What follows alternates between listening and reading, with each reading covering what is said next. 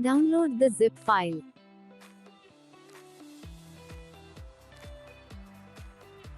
Execute the installer after extracting the zip file. Select Install for all users.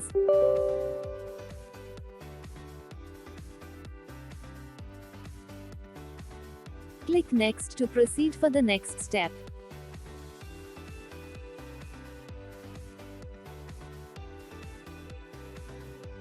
Click Finish to launch.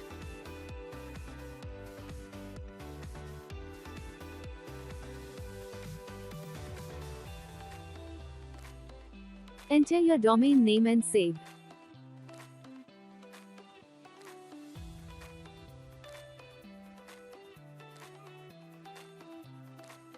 Click Sign in with email and enter your credentials.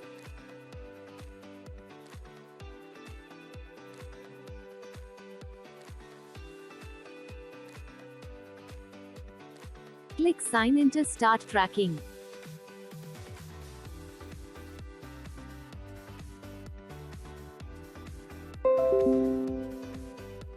Click on Stop Tracking to pause the tracking. You can start tracking again when it's required.